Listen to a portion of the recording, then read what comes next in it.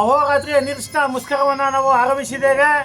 ಏನು ಈ ಬೂದೂರು ಗ್ರಾಮ ಪಂಚಾಯತಿ ಆಡಳಿತ ಮಂಡಳಿ ಕಳೆದ 8 ವರ್ಷಗಳಿಂದ ಹೋರಾಟ ಮಾಡಿ ಏನು ಶಾಸಕ ರವಿಕುಮಾರ್ ಗಣಿಗ ಅವರ ಒಂದು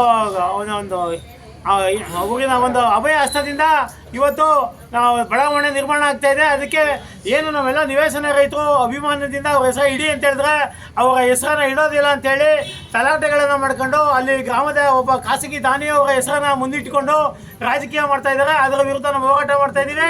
ಶಾಸಕರ ಹೆಸರನ್ನು ಇಡಲೇಬೇಕು, ಅದು ರಕ್ತ ಕ್ರಾಂತಿನೇ ಆಗಲಿ, ನಾವು ಬಿಡಲ್ಲ. ಎರಡನೇದು ಏನು ಈ ಬೂದೂರು ಗ್ರಾಮ ಪಂಚಾಯತಿ ಆಡಳಿತ ಮಂಡಳಿ ಆ ಉಕ್ಕಾ ಬಾರ್ನವರು ಆ ಬೆಡ್ಡಿಂಗ್ನವರ ಕಪಿ ಮುಷ್ಟಿಗೆ ಸಿಲುಕೊಂಡು ಸದಸ್ಯರು ಏನು ಮಾಡೋಕ್ಕೂ ಗೊತ್ತಾಗ್ತಾ ಇಲ್ಲ ಅವ್ರಿಗೆ. ಈ ಸ್ವತ್ತಲ್ಲಿ ಅಕ್ರಮ, ಸಾಮಗ್ರಿ ಖರೀದಿಯಲ್ಲಿ ಅಕ್ರಮ, ಕಾಮಗಾರಿಗಳಲ್ಲಿ ಅಕ್ರಮ, ಘನತ್ಯಾಜ್ಯ ಘಟಕ ಮಾಡ್ತಾರೆ 2 ವರ್ಷ ಆದರೂ ಕೂಡ ಜಮ್ಮಳವಳಿಕೆ ಮಾಡಿಲ್ಲ. ಎಲ್ಲಕ್ಕಿಂತ ಮುಖ್ಯವಾಗಿ ಸಾರ್ವಜನಿಕರ ಸಹಭಾಗಿತ್ವ, ಪಾರದರ್ಶಕ ಆಡಳಿತವನ್ನು ಕೊಡುವಲ್ಲಿ ಆ ಆಡಳಿತ ಮಂಡಳಿ ವಿಫಲ ಆಗಿದೆ. ಇದರ ವಿರುದ್ಧ ನಾವು ಬಹಿರಂಗವಾಗಿ ಚರ್ಚೆನೂ ಮಾಡ್ತೀವಿ. ಏನು ಇವತ್ತು ಜಿಲ್ಲಾ ಪಂಚಾಯತಿ ಆಡಳಿತ ಮಂಡಳಿಗೆಲ್ಲ ಹೇಳ್ತಾ ಇದ್ದೀವಿ, ನಾವು ದಯಮಾಡಿ ಆ ನೆಲವನ್ನು ತನಿಖೆ ಮಾಡಿ.